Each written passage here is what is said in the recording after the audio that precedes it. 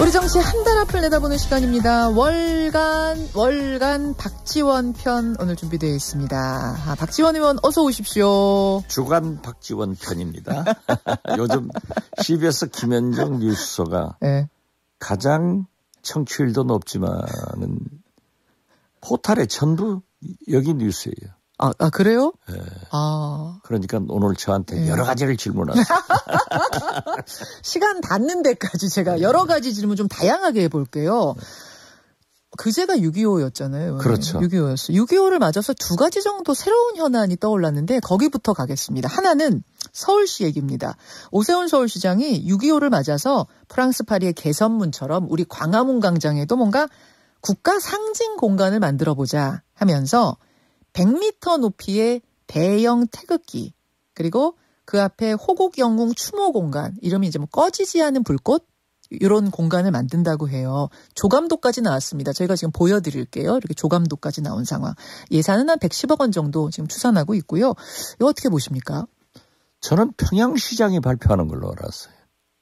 또 무슨 말씀이세요? 왜요? 왜 그렇게? 평양에 주체 사상탑 저렇게 높은 게 있잖아요.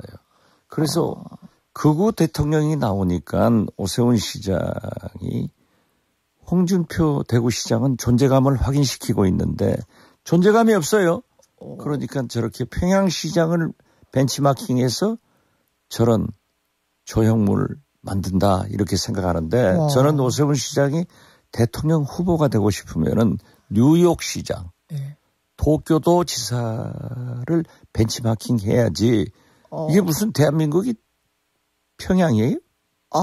저는 옳지 않다 이렇게 봅니다. 국민도 반대하고 있어요. 근데 이제 홍보 전문가 서경덕 교수, 이쪽 독도 운동하시고 하는 분이시잖아요. 이분은 국가 브랜드 강화에 도움이 될 것 같다. 다만 공론화 작업을 좀 거쳐서 사회적 합의를 이뤄서 세계적인 관광지로 만들자. 이런 뭐 홍보 전문가의 그렇죠. 찬성 의견도 있는. 공론화 시켜서 국민, 시민의 여론을 또 전문가들의 의견을 들어서 해야지. 자다가 봉창 때리는 식으로 저건 평양시장이 발표할 사항이에요. 완전 반대. 태극기는 그래도 뭐 국가의 태극기는 자긍심. 우리가 존중 안 하고 존경 안 하는 국민이 어디 있어요? 예. 저도 태극기 좋아해요. 그럼요. 당연한 얘기인데. 그렇죠. 근데 좀 100m 이렇게 하는 거는 흉물스럽다 보시는 거예요? 계양대가 너무 높다? 글쎄 평양의 주체 사상탑. 그런 느낌이 든다. 알겠습니다. 요거는 이제 새로 떠오른 현안이어서 오늘 좀 의견을 구했고 여러분은 어떻게 생각하시는지는 이제부터 여러분 생각 좀 정리해 보시고요. 다른 한 가지 쟁점은 핵무장론입니다. 국민의힘의 당권주자 나경원 후보가 6.25에 던진 제안인데 이건 어떻게 생각하십니까? 그것은 진짜 제가 너무 노골적으로 표현합니다만 무식의 소치예요. 또 왜? 만약 우리가 NPT를 탈퇴하고 핵무장을 한다고 하면은 수출을 못 해요. 경제가 지탱되지 않아요. 더 중요한 것은 한미 군사동맹에 의거해서 미국이 어떤 경우에도 반대를 합니다. 허용해 줄 리가 없다? 없습니다. 트럼프가 되면 좀 달라질 수 있다. 뭐 트럼프가 이런 얘기. 돼도 마찬가지예요. 그래요? 그리고 만약 우리 대한민국이 핵무장을 한다고 하면은 일본, 대만, 그래서 동북아시아, 중국, 북한, 한국, 일본, 대만 핵 창고가 되는 거예요. 그렇기 때문에 저것은 우리 경제를 위해서도 안 되고 또 한미 군사동맹 미국이 어떤 경우에도 반대를 하기 때문에 현실성이 없다. 그래서 저것은 꼭 옛날 말로 칼 뺐으니까 호박이라도 질러본다 하는 그런 것으로 해석되지만은 현실성이 전혀 없다. 이렇게 말씀드립니다. 그냥 6.25라서 한번 던져본 느낌이다 그런 말씀이세요? 그렇죠. 6.25 74주년 남북에서 320만의 사상자를 냈어요. 그때는 재래식 무기예요. 지금은 미사일, 최첨단 무기, 핵까지 남북공이 다 죽어요. 그래서 제가 2000년 6.15 남북 정상회담 김대중 대통령 특사를 할 때 소천하신 강원영 목사님께서 경제는 무너져도 살릴 수 있지만은 남북관계는 무너지면 다 죽는다. 꼭 평화를 위해서 성사시켜라. 이런 말씀이 귀에 쟁쟁합니다. 알겠습니다. 이 두 가지 쟁점이 6.25를 맞아서 좀 떠올랐고 얘기 나온 김에 국민의힘 전당대회에 이어서 얘기 나눠볼까요? 한동훈이 나와주면 민주당은 땡큐다. 이른바 한나땡. 일주일 전에 박 의원님 한판승부 출연하셨을 때 한나땡 그러셨는데 근데 요즘 뭐 하루하루 상황이 워낙 국민의힘은 좀 다르게 바뀌고 있어서 지금도 한나땡이라고 생각하십니까? 아니면 지금 상황 좀 변했습니까? 변하지 않았습니다. 한나땡입니까? 네. 아니 그런데 어제 우상호 의원이 한동훈 예. 전 비대위원장은 예. 실패한 사람이에요. 뭐에 실패했다고 보세요? 총선에 참패한 총선. 사람이에요. 그런 분이 이기는 정당을 만들겠다? 그건 안 되죠.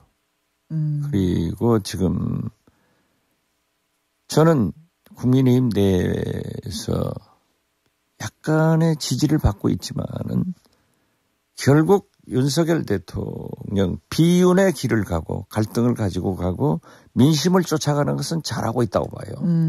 그렇지만은 윤석열 대통령의 임기는 3년이 남았고 네. 장악을 하고 있고 또 후보를 다변화하잖아요. 원희룡, 나경원, 윤상현. 네. 이렇게 하면은 1차 투표에서 한동훈 비대위원장이 과반을 못 얻습니다. 결국 결선을 가면은 뭉쳐가지고 한동훈 비대위원장은 대표되기가 참 어려울 것이다. 저는 그렇게 봅니다. 일단 1차에서 끝 안 날 거라고 보세요? 그렇죠. 그러니까 100% 확신하세요? 저는 100% 확신합니다. 100% 확신하세요? 예. 너무 또 단정적으로 말씀하셨다가. 저는 단정적으로 얘기하는데 예. 제 말이 틀려본 적은 별로 없습니다. 갈 수밖에 없다. 한동훈 비대위원장이 예. 최상병 특검이나 예. 오늘 아침 모모한 일간지의 인터뷰 내용을 보면은 네. 전향적이에요. 네. 특히 김건희 특검에 대해서도 지금까지 반대 입장인데 오늘 아침에 보면은 상당히 전향적으로 나갔고. 뭐라고 발언했어요? 제가 그걸 체크를 못했는데. 소환. 소환해야 된다. 네, 소환해야 된다. 그리고 이 도이치모터스 이런 것도 봐야지만은 디올백 문제는 지금 수사 중이지 않냐 하는 식으로 완전히 반대를 하지 않고 있다고요. 그래서 제가 볼 때는 좀 두고 봐야 된다. 그러면은 한나땡은 한동훈이 나와주면 땡큐, 민주당 땡큐신 그거잖아요. 이렇게 한동훈 위원장이 전향적으로 대통령과 선 긋고 아까 민심 바라보면서 가는 쪽으로 좀 바뀐 것 같다. 그렇게 되면 민주당은 위협적인 거 아닙니까? 땡큐가 아니라 위협적인 거 아니에요? 그런데 예. 국민의힘의 대표 선출 규정은 당원이 80%예요. 국민이 20%예요. 네. 그렇기 때문에 제가 수차 얘기를 했지만은 국민의힘은 대통령, 권력에 순종하는 DNA가 있어요. 우리 민주당은 권력에 저항하는 DNA가 있기 때문에 최종적으로 지금 나경원 의원이 친윤으로 출발을 했는데 이분이 제가 그래서 어정쩡했어요. 친윤도 표방하고 반윤도 표방하는 거예요. 그런데 결정적으로 임기 1년 단축, 4년 중임제 개헌안을 얘기했다가 한 방 맞고 물러서 버리잖아요. 그래서 당신은 안 돼. 원희룡이다 해서 내세웠기 때문에 저는 원희룡의 가능성을 높이 보고 있습니다. 그러니까 한동훈 후보가 될 가능성이 일단은 별로 없다고 보시는 거군요. 저는 그렇게 봐요. 근데 나경원 의원이 될 거라고 지난번에는 한번 어디서 말씀하신 그렇죠. 걸 제가 들었는데 원희룡 후보가 나오면서 그거 바뀌었어요. 그게 상황이. 이제 대통령실에서 윤심이 네. 옮겨간 거죠. 옮겨갔다. 왜 그런 얘기를 하느냐 해서 벌컥 화를 내니까 한 발 물러섰는데 어떻게 됐든 제가 2년 전에 우리 김현정 앵커하고 얘기했잖아요. 국민의힘은 분당된다. 그 얘기 2년 전에 하셨었어요. 그렇죠. 네. 분당됐잖아요. 그런데 지금 현재 한동훈 예. 민심을 가지고 가고 전륜의 길을 가고 있기 때문에 되든 안 되든 국민의힘은 분화의 길로 가고 있다. 그 한나땡이란 말이 그래 한동훈이 뭐 위협적일 수는 있다. 방향을 바꿨으니까. 하지만 국민의힘이 갈라질 거다. 한동훈 대표가 나오면 갈라질 거다. 이렇게 보시는 거예요? 저는 그렇게 보고 이것이 아직 분열까지는 안 가더라도 분화의 길은 들어섰다.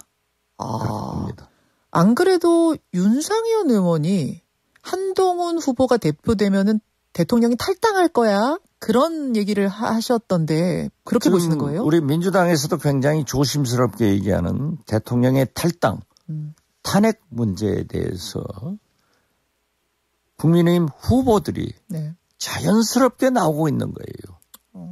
세상에 누가 한동훈 전 비대위원장이 최상병 특검을 사실상 찬성하고 김건희 특검을 엊그제까지 강력하게 반대하던 한동훈 전 비대위원장의 입에서 소환 전향적으로 이렇게 나왔겠어요. 저는 그래서 한동훈 비대위원장은 전당대회 전에 김건희 특검도 찬성한다. 그렇게 예상합니다. 아, 그렇게까지 보세요? 전당대회 지금 한 달 남았는데 한 달 레이스 안에 그 말까지 나올 거다? 무섭게 진화되고 있는 거예요. 무섭게 진화되고 무섭게 분화되고 있는 거예요. 그렇게 되면 국민의힘 대표가 될 가능성은 더 멀어지는 거라고 보세요? 더 멀어지지만은 민심을 가지고 가기 때문에 보수층에서는 상당한 지지를 보낼 거고 그렇게 되면은 친윤 들은 대통령과 중심으로 해서 분화될 수 있다. 아, 그렇게 해서 시나리오가 분화 시나리오가 흘러가는 거라고 보시는 거군요. 그래서 그러니까 결국 갈라질 거다. 매일 불러야 된다니까요. 그러면은 대선 전에 두 개의 당이 나올 수 있다는 거예요? 아니, 분열까지는 가지 않을 거예요. 분당까지는 아니다. 분화가 되기 시작하면은 대선을 앞두고 어떻게 되겠느냐. 이건 조금 더 두고 봐야 돼요. 오케이, 그런 말씀. 분화. 일단은 분화까지만. 그렇죠. 분당까지는 모르겠지만 분화까지는 본다. 내다본다. 이건 박지원 의원의 평입니다. 여러분. 전망인데. 그나저나 홍준표 시장님은 왜 그렇게 한동훈 후보를 싫어하시는 거예요? 이게 참 미스테리인데 어제 홍준표 시장이 원희룡 후보 만난 자리에서 했던 말 한번 잘 들어보세요. 저는 솔직히 좀 놀랐거든요. 들어보세요. 또 27일 날 온다고 그래. 그날도 오지 마라. 만날 이유가 없지. 이상한 애가 당선이 돼버리면 그 다음부터는 정부 여당이 같이 몰아가는 거야. 어떻게 우리를 망가뜨리고 무너뜨리고 한 애를 들어와가지고 비대위원장 임명직 온 것까지는 할 수 없다 치자. 근데 선출직까지 나와가지고 만약 그거 뽑아준다면 이 당에 해체해야 돼. 이 당은 전 가치가 없는 당이야. 원장관이 나오셔서 참 고마워요. 진짜 고마워. 아니 그냥 어린애 정도가 아니라 이상한 애. 뭐 우리를 망가뜨리네. 야, 이거 너무 세지 않아요?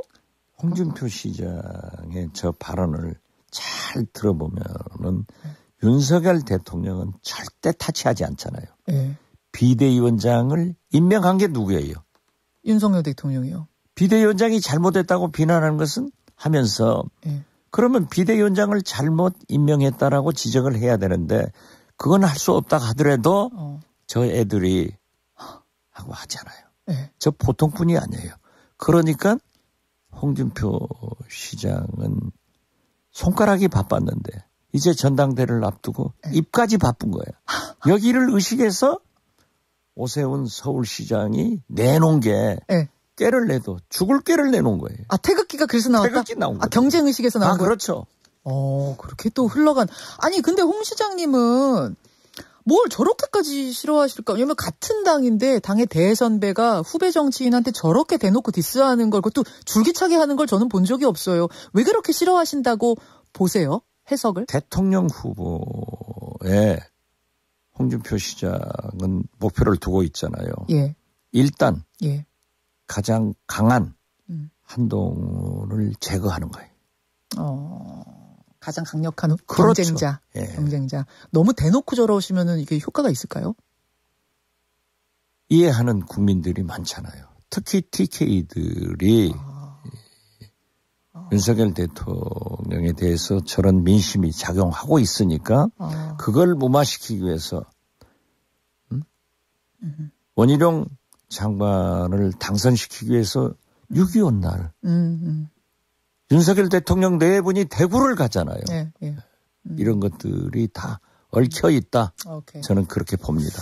워낙 국민의힘의 당원 분포가 영남 쪽에 워낙 당연하죠. 많으니까 그렇기 때문에 홍 시장도 저런 발언을 통해서 좀 대권 주자로서 그렇죠. 예, 어떤 그런 입지를 지금 다지는 것이다.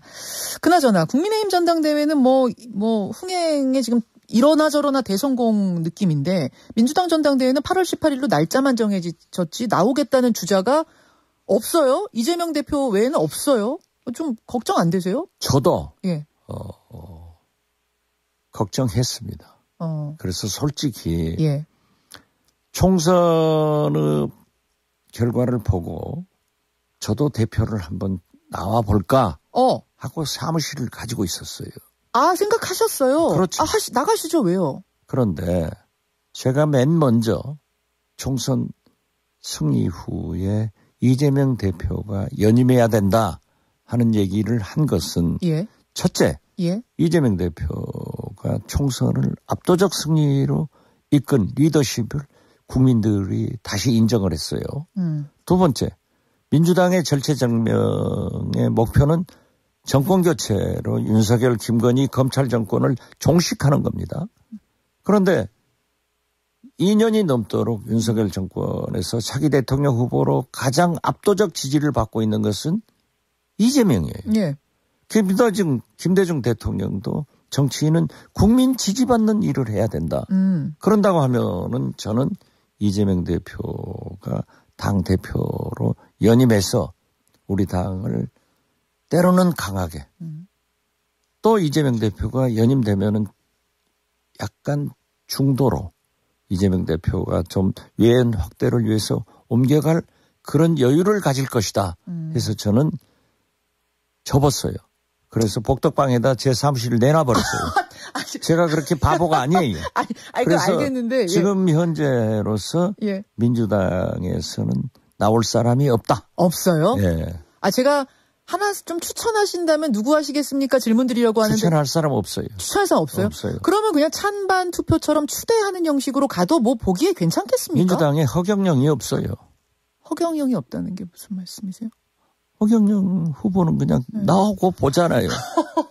되든 안 되든? 네. 그럴 사람은 그래서 없다. 저는 우리 민주당이 이재명 대표에게 권고하고 싶은 것은 최고위원 경선만이라도 개입하지 말고 진짜 친명 일색으로 가지 말고 좀 핫하게 다양한 목소리가 나올 수 있는 그런 최고위원 경선이 됐으면 좋겠다 하는 말씀을 드립니다. 알겠습니다. 이거는 뭐 어제 우상호 의원하고는 조금 다른 의견이긴 한데 박지원 의원께서는 이런 입장을 연임에 대해 가지고 계신다는 거 정리하면서 오늘 월간은 여기까지. 박지원 의원님 고맙습니다. 감사합니다.